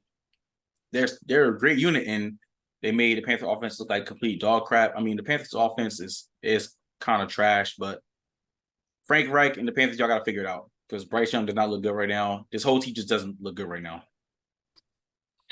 I feel like the Saints are kind of disappointing me offensively right now. But then again, when you look at the roster, I feel like they don't really have too much firepower on offense. They still got Michael Thomas being heavy. What? Why are you looking like that, bro? Y'all running backs is hurt, right? Huh? I want to say they don't have firepower on a roster. They just don't have a running game. You know I'm going to ride with Chris Olave forever. You know I'm always ride with Chris Olave. I feel like he's, like I said, he got a chance to develop into one of the best ever. But I feel like I want to see more out of Michael Thomas. He did catch the ball efficiently. He got 7 catches, but I want to see some more run out of catch, man. Come on, turn back the clock, bro. Show that them injuries didn't do nothing. Like y'all said about the Panthers, bro, they're just young and undeveloped in the areas that they need to be developed in. I mean, they got experience in some of the skill positions, but I'm gonna be honest. And nowadays, experience in the skill position in the skills position really doesn't mean much anymore. I'm gonna be honest with you. It's all the young guys that's doing something. It's not really too much of the older Adam Thielens that's really going out there and being true number 1 receivers anymore. Exclude Devontae Adams. But hold on, Mike Evans and Keenan Allen said they had something to say this week. They did. That's a fact. They That's did. a fact. I didn't even talk about that one, but that's a fact. Mike Evans went out there and said, y'all need to pay me, stop playing. But I really want to see more out of the offense with Derek Carr. I really do. Like I said, I still feel like he's a top 10 quarterback, even though somebody thinks he sucks. But I want to see more with him. He doing his thing, though. He bringing out wins, and that's what you got to do. Saints are 2-0 now, so. And gentlemen, that is the end of that topic. NFL Week 2. Let us know in the comment section what y'all think about Week 2. Let's know surprises y'all think. What y'all think about Week 2 in general. What team is looking really good? What team's looking really bad? Are there any overreactions or proper reactions for Week 2? Let us know all that in the comment section. All right, moving into the next topic, college football Week 3. It was a really, really, really, really good college football week, in my opinion. Saw some surprises and some stuff that was kind of unexpected. So instead of going over scores for this topic, we're going to just give our Week 3 takeaways for college football. Truthfully, y'all know I got a lot to say about this week. But I could go on for hours about that. So I'm going to just keep it to a minimum. Some of these other schools are coming out to play. I'm going to say Florida. Florida made a statement that they're not as bad as everybody seen they was. They came out and beat Tennessee. I think that was a staple win for them. But really, I want to talk about how more of the smaller schools are really competing with the bigger schools. Wyoming was in a game with Texas all game to the 4th quarter, and then they just fell off. can we really talk? We don't really got to talk about that Bama and USF game. We really don't. I mean, offensively, they do look bad, but they shouldn't have been in a game with USF regardless. I'm going to be honest with you. Colorado State, a team that, I mean, a lot of people seen Colorado was going to blow them out. I'm not going to lie. They punched Colorado in the mouth a couple times. It was a battle. That was the game of the weekend, if you ask me. That was a great game. We seen what happened with Travis Hunter, and I feel like that's huge. That is huge. Losing Travis Hunter, that is a big, big blow to that whole team because that's like losing two players. That's losing your best corner and your best, well, I'm not going to say best receiver because they got a lot of firepower, but one of your best receivers with that great receiver core that y'all got. But, I mean, he's going to be missing two of the three biggest games. Like, all right, so college football week 3. I mean, I'm gonna get some takeaways. Florida State, they was kind of in a dogfight with Boston College a bit, especially toward in the middle of the game. They pulled away, but Boston College started to claw their way back. But Florida State, they come out on top. Penn State, they dominated Illinois as expected. LSU, they dominated Mississippi State as expected. Aiden Daniels really got darn good. Missouri knocking off Kansas State. That was really caught. That was a good game. Surprise. That was a good game. It really was. Notre Dame, they dominated their game. Georgia was in a dogfight with South Carolina. Let's be real. Carson Beck didn't look the best. Like South Carolina they had them on the ropes, but Georgia ended up pulling away late. Alabama and South Florida, like Alabama, they got to figure it out as soon as possible. They have to figure it out. This is putrid watching this game. No matter who's at quarterback, it's putrid to watch. I'm not watching Alabama football until they figure it out. I'm not gonna lie. Penix Jr. he continued to dominate. They blew out Michigan State 41-7. Tennessee they lost to Florida. Like who saw this coming? Let's be real. Florida has been. You stop. You did not see that coming. Okay, whatever. Tennessee has problems with Florida at home. Yeah, they do. They do. They haven't beat Florida in like 10 years at home. Yeah. They do, but Khalil. Let's be real. Khalil didn't see that coming. Khalil just chatting right now. I told you that Joe Milton height was a little too high. I was never high on Joe Milton. He didn't play against him in this game. You know what I'm talking about. And then Texas was in a dogfight with Wyoming into the fourth quarter, like Dino said. What's up with that? I don't get it. And then the last game that I'm going to take away is Colorado State and Colorado. This was the game of the week. Colorado pulled out in double overtime. But should they really have been in a dogfight with Colorado State? I mean, they were over 20-point favorites in this game, and they were in dogfights. So my main takeaway from week 3 is there was a lot of teams that should have been dogfights that were in dogfights. And it was quite concerning. But again, it's college football. Anything can happen. I'm just looking forward to week 4. Week 4, we're going to talk about that on Friday. Make sure y'all tune in for that. But that's all I got to say about week 3 for college football. My takeaways from week 3. Kansas State got upset about Missouri, which ain't a shocker. They had, 61-yarder, something crazy like that. So that was a wild ending. Texas and Florida State, 2 teams that's ranked in the top 4, had terrible games in my opinion.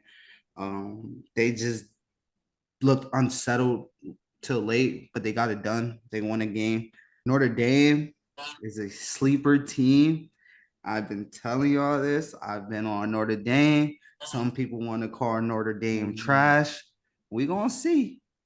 We're going to see. They got a big one coming up. They fall on their face a lot, man. We're going to see. They've been one of the teams that's just been taking care of business. That give it.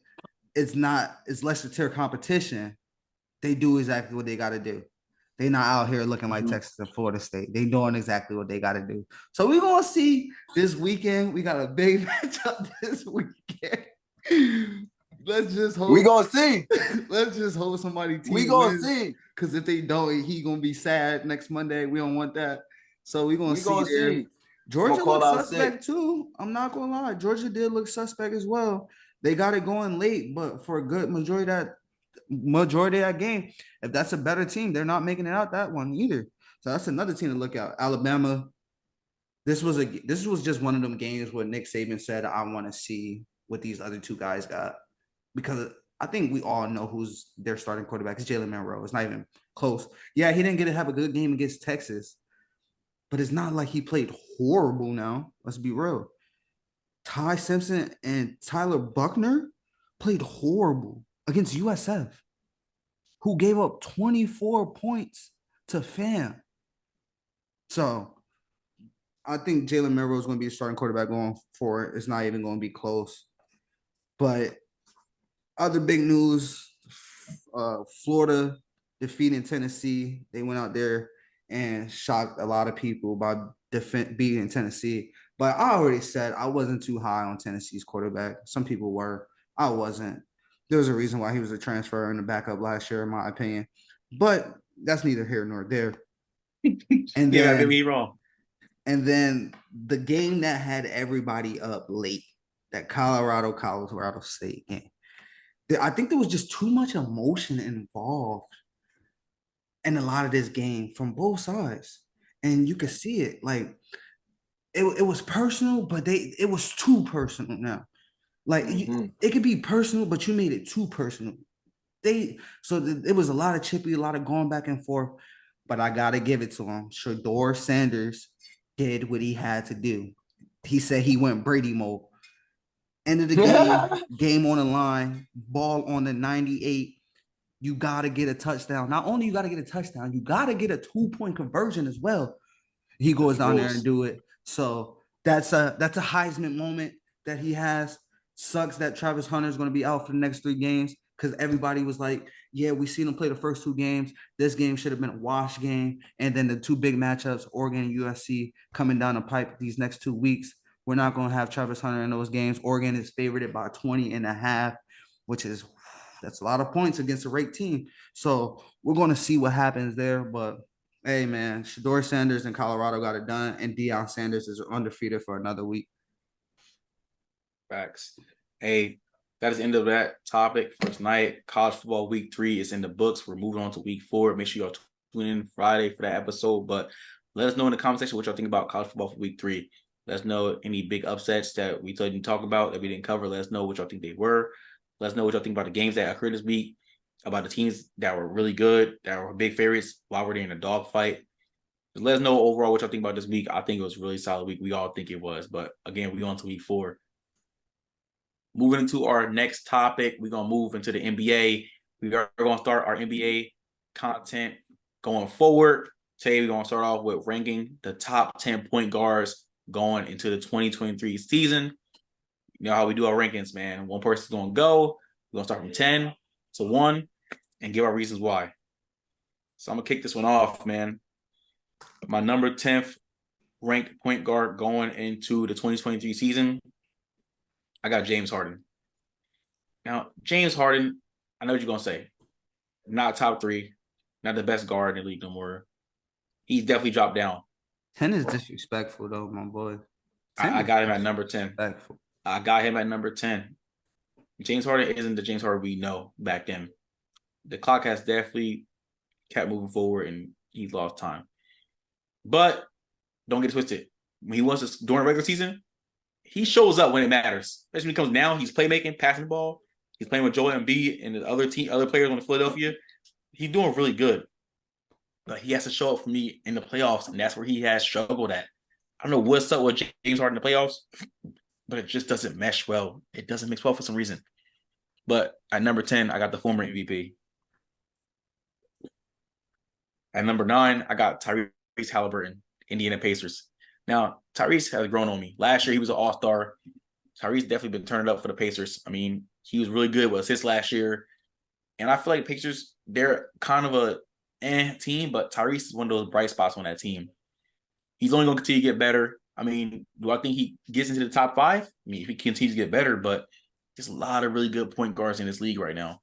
So, I mean, I think this is appropriate where I'm ranking him at. At number 8, I got Trae Young. Ice Trae, as they call him. Yeah, I got Trae Young at number 8. Yeah. To me, honestly, now a lot of people hate Trae Young. They think he's overrated. Some people think he's underrated. I think he's rated. He is a defensive liability. He can pass the rock, but he just can't get over that hump when it comes to winning and actually doing things when it matters. I mean, he can be clutch. But as the only good player on that Atlanta offense, he gets shut down a lot when they close in on him. I mean, we've seen some bright moments of him last year, but I feel like he just can't get it done sometimes. He's a defensive liability. He turns the ball over a lot.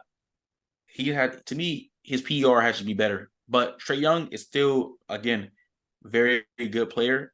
He's just, with a lot of good point guards in the league, this is where he's appropriate to me. And number 7, I got Damian Lillard. Another guy who's, in my opinion, has dropped outside the top 5. But he's still within that top 10. What? Why are you looking at me like that? Yo, bro. Why are you looking at me like that? I'm keeping it a stack. Drug tested. Need to go No, get a don't drug test me. tomorrow. No. Sergeant, they need to call you in tomorrow for a drug test immediately. No. I hope they see this and call you. Dropped right out for of a the drug top 5? No, Dame, it's still Dame time. He's still lighting it up. He's still putting up a lot of points. He had a really good year last year. Who knows where he's going to play this upcoming year? I think he's still going to play with Portland. I mean, the season's about to start in like less than a month. So, but again, I just feel like there's 6 other players that's better than him right now. It is. If scoring points is all about what you talk about with ranking these point guards, then you need to be drug tested. Number 6, I got De'Aaron Fox. De'Aaron, he's right outside that top 5. He had the Kings really good last year. They put a lot together. But he's just not there yet within that top 5. Really great young player. He's only continue to get better. He's a good scorer. He's good passing the ball. He's getting better on defense. He's doing everything you could ask him to do. The Kings, they were good last year. Mike Brown had them boys ready to play. Every game, they made it pretty good, pretty far in the playoffs. I feel like they can make it further, but it's all going to be on De'Aaron Fox's shoulders. Number 5, I got Ja Morant. Now, Ja Morant is suspended for the first 25 games of the year. That's a pretty sized chunk. It should have been more, respectfully. But aside all the off-the-court issues and social media stuff and him flashing guns and supposedly beating up teenagers at parks, this is one of the most explosive players in the league since we've seen since Derrick Rose. I mean, Ja gets it done, in my opinion. And I feel like at some points, he looks like he could be top 3 if he continues to get better. That's I'm just keeping it a stack. Only I'll worry about Ja Morant is, again, his off-court issues. But ever since he's been in the league, he's gotten better every year. And he has Grizzlies in playoff position for the last couple of years. And I feel like he's only going to get better. So I got Ja Morant at number 5. At number 4, I got Jamal Murray. Now, this is tough not putting him top 3. This is really tough not putting top 3. It was. I got him at number 4. This is tough not putting him in top 3, but he's not even the best player on his team. He's the second best player on his team, but that has nothing to do with it. He's the 4th best point guard in his league. I mean, he went sicko last year, especially in the playoffs. The regular season, I'm not going to say he was quiet, but he didn't do nothing too crazy like he did in the playoffs. Jamal Murray was second-handedly carrying that Nuggets team to the NBA championship, which he did. He balled out in the playoffs. But, hey, Jamal Murray, he's only going to keep getting better. I feel like he can sneak into the top 3, but these other 3 point guards, let's respectfully, they're just better. They are just a tad bit better. You could argue he's number 3, but I like number 3 just a slight bit more, and that's Shai Gilgeous-Alexander. Shai's only 25, multiple All-Stars. I mean, this guy was a 6-man at one point on LA and became a starter, then goes to the Thunder, runs the Thunder team. They should have made the playoffs, but they didn't. But Shai was a phenomenal player. We can't take nothing he did away for that Thunder team. He was great. I mean, honestly, I feel like next year he could probably be in MVP talks, which he was last year. He was top 5 in MVP talks, but I feel like Shai's only going to get better. He's a really great player. You got to put some respect on his name. And you also got to peep his Instagram captions. They be hard.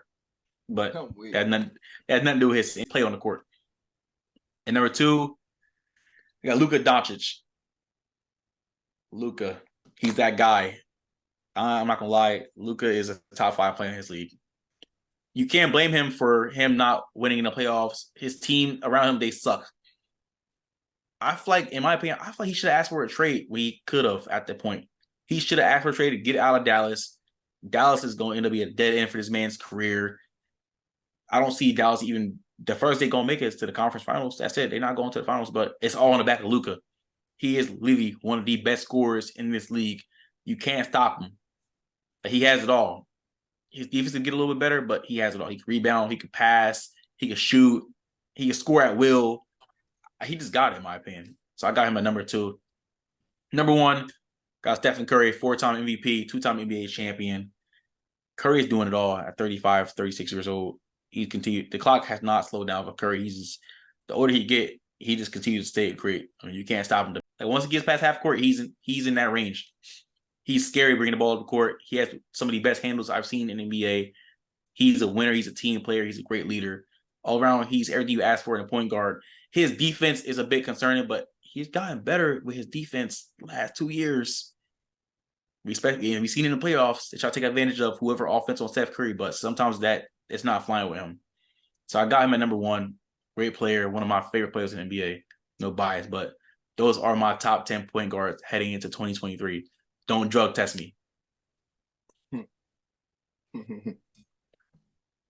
I mean, I can already tell. I feel like all three of us gonna have totally different ones. But mine wasn't that different from yours. I'm gonna be honest. My number 10 is probably gonna be the most controversial, but it's probably the most biased at the same time. My number 10 is Kyrie Irving. I knew he was gonna say that. I feel like Kyrie is still that guy. We're not about to act like he still can't do what he can do. Now, what he says off the court and his off the court issues and what he got going on with the league, that's a different, a whole different issue. But what he does on the court, when he's playing, when he's efficient, when he's in the right, the right mind, the right mindset, like he's a dog. He could arguably top 3. He could arguably be top 3 like he was years ago.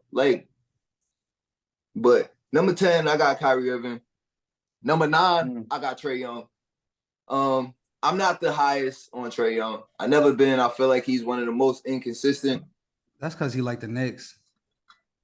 Yeah, Knicks killer. Hey, Trae Young is a Knicks killer. I'm a Knicks fan, but I'm a bigger LeBron fan. But cool. I got Trae Young. He's still that guy. When the clock's going down and that buzzer's coming and it's 2 and he down by 2, I'm not gonna lie, I'm gonna bet on Trae Young. So when you got somebody that's gonna make plays like that, I'm gonna be honest with you, it's always gonna be a value in that. Number 8, I got Tyrese Halliburton. I feel like he's another player that's just gonna keep getting better. I mean, he's on a team that's not really too talented, but he's a player I feel like you could probably build around. If you ask me, as long as he keeps producing the way he's producing and keep doing what he's doing for his team, just like another player who I'm gonna name, he's gonna be all right. I'm not gonna lie. He's gonna be a dog and he's gonna be a sleeper for a lot of people. Number 7, I got De'Aaron Fox. De'Aaron Fox, he was a part of that great Kings team that how long was it? Did they make the playoffs? Like it was like 2004, 2003. Bro, like he was a part of that team that got knocked off by the GOAT. I mean, as long as he keeps doing what he's doing, he's gonna keep bringing success to Sac. I like what he do. I really do like his play. I feel like he's another sleeper. But again, there's a lot of good point guards in the league right now, and I mean he's one of them. Number 6, I got Ja Morant. Now, the only reason why he's out of my top 5 is because of his suspensions, and he can't stay on the court. I need you to be on the court, bro. We know what you do on the court, but I can't put you in my top 5 if you're not on the court, bro.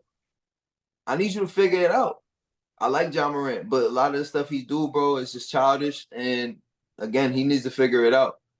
He gonna miss that first 25 games, but I hope he comes back and jumps right into that top 5. At number 5, I got Jamal Murray. Now, he got a ring. He got a ring now. He did what he was supposed to. Jamal Murray was one of the most consistent players in that playoffs in general. I mean, him paired up with, you know who he was paired up with, the best player in the league. That's all I'm going to say. He was paired up with the best player in the league, and he did his thing. On top of the best player in the league, doing his thing. That's what bought them that ring. That's why he's number 5. At number 4, I got my boy Shai Alexander for OKC.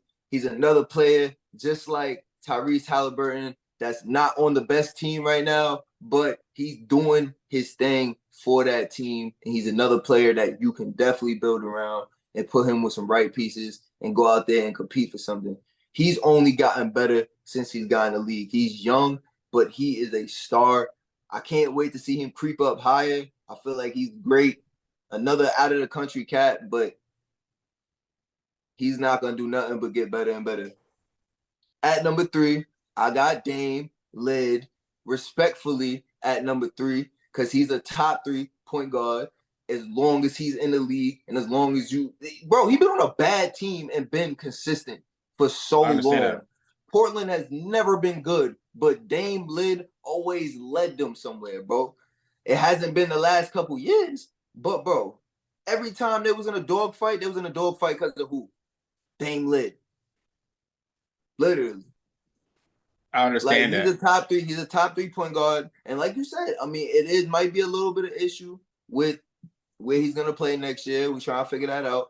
Like you say, he's probably going to go back to Portland because they're not really figuring anything out with his trades. But, bro, Dame Lillard is still that guy. At number 2, I got Luka Doncic.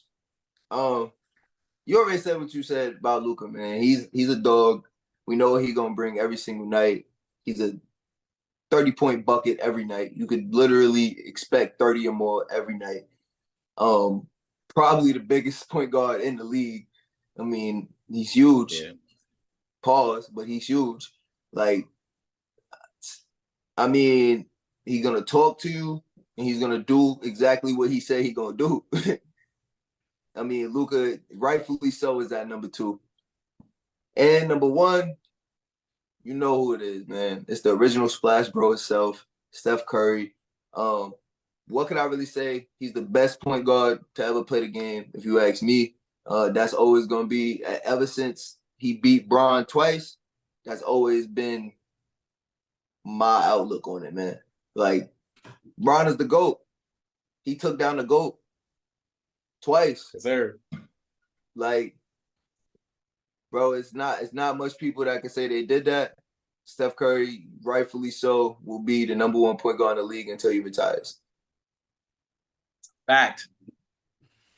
Greatest shooter of all time. All right. Let me give y'all my top. I can't. 10. Yeah, please, can we hear this? Because you come like I need to get drug tested. But me and his list was darn near alike. Okay, let me give y'all my top 10. The best top 10 at that. Number 10. I didn't put James Harden in there. I don't think James Harden's a top 10 PG. You think he is. I can obviously see. You think he's higher.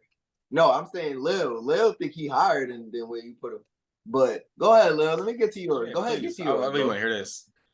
At number 10, I got James Harden. Okay. So why you get on me when I put him at 10? You got on me like I did something wrong. He just changed that. That's what it was. That's what I'm saying. Yeah, he had to. Nah. Man. I mean, put some respect on the name. The man still did average 20 and 10 at the end of the day. So, like, he still is legit. He's still a top 10 point guard. He got to be in your top 10. So, I get it. He's playing with Embiid and all his other problems that he got off the court. But on the court, he averages 20-20. He always failed in the playoffs and nothing new. That's always been him. At number 9, I got De'Aaron Fox. I got De'Aaron Fox at number 9. He made some improvement. That Kings team got to the playoffs. He was the second best player on that Kings team, but they just failed to get it done when they needed to get it done. Yes, Domantas Sabonis was the best player on that team last year. Look at the stats. But they did what they had to do. They took a step in the right direction. So I got him at number 9. At number 8, I got Jamal Murray. Yes. What? Yes. Jamal's not that low. Yes. Bro, stop. Yes. Bro. Drug test you. He's not that low, bro. Hear me out. Right, I'm not going to live off of – I'm not going to start putting him in top 5 talk just because of what he did in the playoffs. We need it for a regular season. We need it for X amount of time. Can we get an All-Star game? I said that. Can you make an All-Star game? Can you make an All-NBA before we start putting him on these high levels? Let's take it baby steps, time at a time, okay? Only reason why he's above De'Aaron Fox and James Harden is because he got a ring. Because if that was the case, he wouldn't even have that. And he would not even have no All-Star game appearances, let alone All-NBAs. So let's pump the brakes just a little bit. Yes, he did get a ring. Yes, he played a major factor. But he needs to do something for a whole season. It's not a wait. So question. So this is what you think he's gonna be next season? You think he's gonna be at number 8? This is where he's at right now, going into the season. I don't know what's going to happen next season, but going into the season, this is where he's at. At number 7, I got Ice Trey. The only issue on Ice Trey is his defense and his turnovers. He can score the basketball and he make plays at the end of the day. He's the best player for Atlanta. Atlanta really does they got DeJounte Murray, yes, but I don't think he's a game changer either. John Collins has been disappointed. I think they got him up out of there now. Who else you got? Clint Capella. You got a bunch of players that hasn't really, taken that next step. But Trae Young did carry a team to the conference finals. Did we all forget that? Did we all forget that? Like that was him who did that. He's the reason why Dennis don't like him. Because what he did to New York. The whole city of New York hate him. No, the whole city of Philly hate him too. The reason I really don't like him. The reason I really don't like him is because he messed all my parlays up. That's why I don't like him. Yes, at the end of the day, he does turn over the ball, and he's somewhat inconsistent for the 3, but he carries that Atlanta Hawk team. If it wasn't for him, that Atlanta Hawk team would be irrelevant. Keep it real. At number 6, I got Kyrie Irving. At the end of the day, I like it. When we talk about basketball player, hooper, that can do it all, Kyrie Irving better come to the top of your mind. Because what can he do? He can score. He can dribble. He can finish at the basket. He can finish around the rim. He got a midi. He got a 3-point game. There's literally nothing he can't do with the basketball. His only issue is from the COVID vaccine, how he is as a person. It kind of rubs people the wrong way, and his injuries.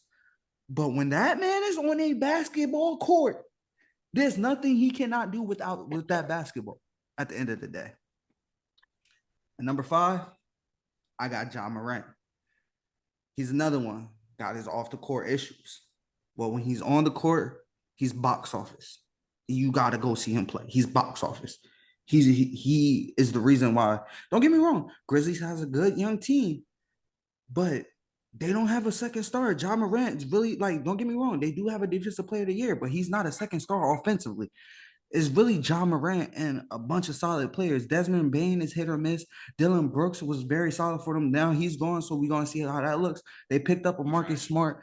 But at the end of the day, the Memphis Grizzlies go as much as Ja goes. So they're going to miss him for 25 games. Hopefully when he gets back, he regains some of that edge he had. He showed everybody why he's top 5.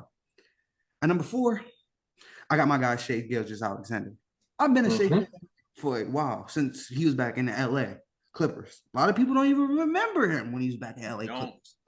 But he was on that Clippers team when they made the playoffs. He was a problem, let alone when OKC was going to tank, but they had him and CP and they made the playoffs. It would be partially because of him. So he just took another step. He averaged at 32 this year.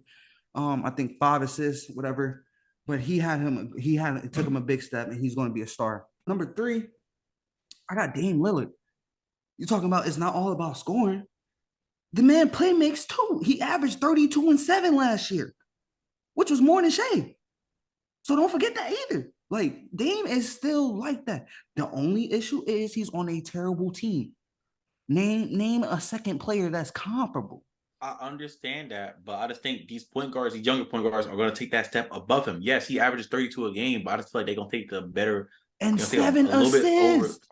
I understand that he's a playmaker as well, but I got him where I got him on. Wait, you want to be a rebounder too? A defender? I didn't say that.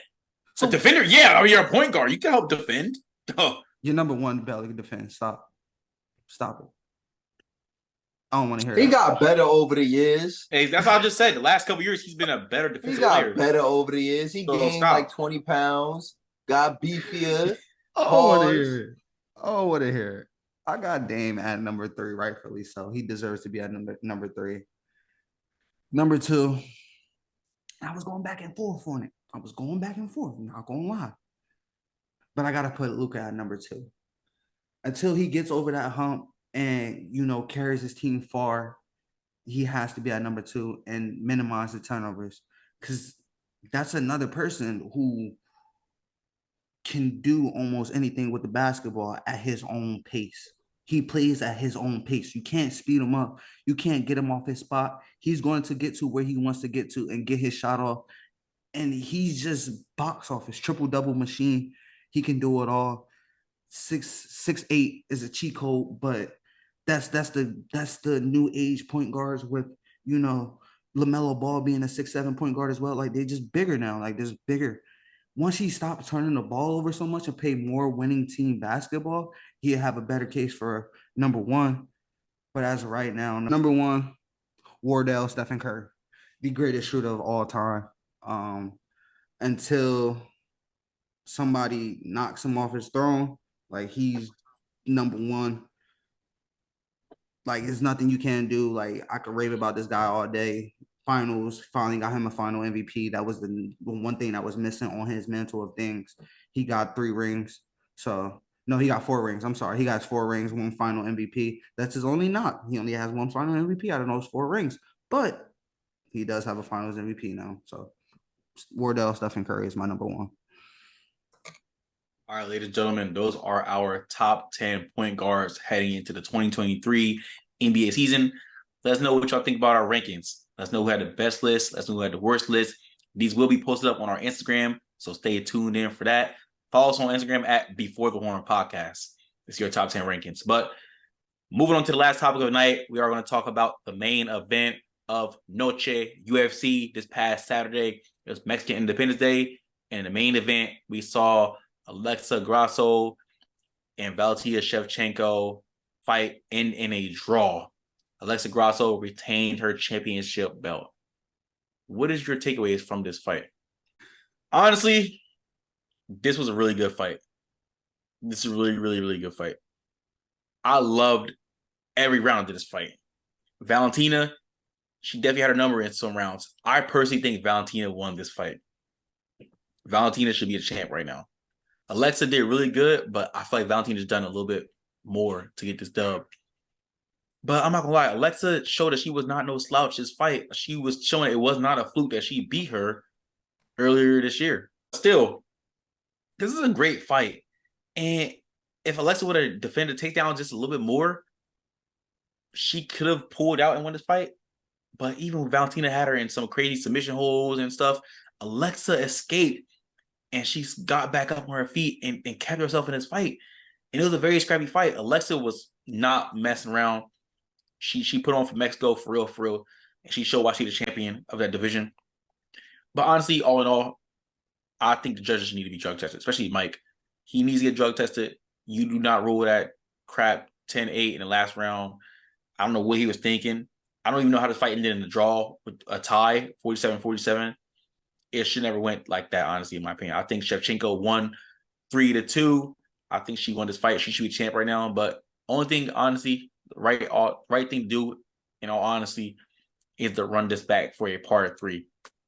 Valentina did suffer a broken thumb during this fight. So we're going to see what her medical results say. She will let us know what happens. But I think a part 3 definitely is the right way to go about this fight. But congrats to Alexa Grasso for retaining her belt via draw, but it shouldn't have been a draw. Yeah, man. Listen, Mike Bell needs to be drug tested. He needs to be unsanctioned because that was pitiful. And we need to, like, I say this every single time, we need to hold these judges accountable. These judges want to be freaking bailed out. There's no way you score that round 5, freaking 10-8. It's not. Alexa was not that dominant in round 10. Yes, round 5. Yes, you can give it round 5. I gave it round 5. But at the end of the day, that's still a 10-9 round. Like, exactly. First of all, that round 5 was pretty much even till Valentina made one mistake and Alexa got on top. But besides that, it's not like, she had her in submissions or about to, no, she did not dominate round 5.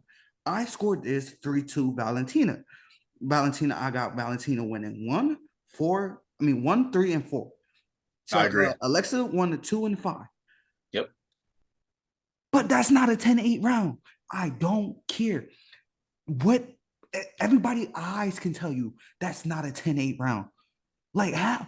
Like, like this is the problem, bro. This is the problem, bro, with UFC judging, bro. They do a bunch of questionable stuff, and that's the only knock on the game. Because Valentina should be a champion right now. She should. Valentina should be focused on who she's fighting next. She should have got the belt back.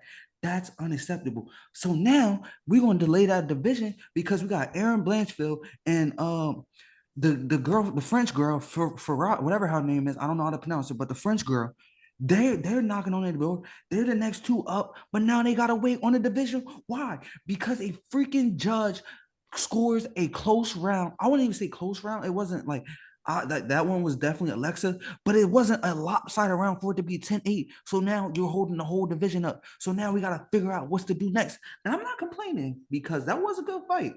I'm down to see it again. Was. Part 3. Under the circumstances, bro. Not under these circumstances, bro. And that's my biggest issue. This needs to get fixed. Mike Bell, you should not be able to judge fights for a good while. You need to take classes. You need a 6-month hiatus. I don't know, something. But this cannot happen again. I mean, I hit all of them on the head. I mean, the judge has been a question in all fights lately. Last couple UFC nights in general, the judges have been questioned. And this was just another big fight where they scored it wrong, to be honest with you. But all in all, I really do think that was a fight that should 100% get ran back. I mean, it was a good fight. They're both great fighters. So y'all might as well run it back. I don't see no problem with that. Hey, Dana White, I know you probably won't stumble upon this podcast, but if you do, drug test your judges for 1, and 2, run this back for a part 3. It's only right. Regardless, though, that was a great fight. Shout out to Alexa Grasso and Valentina Shevchenko for putting on a great fight for Noche UFC on Mexican Independence Day this past Saturday. But, ladies and gentlemen, that is the end of episode 15 for Before the Horn podcast. Make sure to like, comment, share, subscribe for this video. And we hit 100 followers on Instagram. Now we're trying to hit 100 subscribers on YouTube. So, hey, let's make that happen.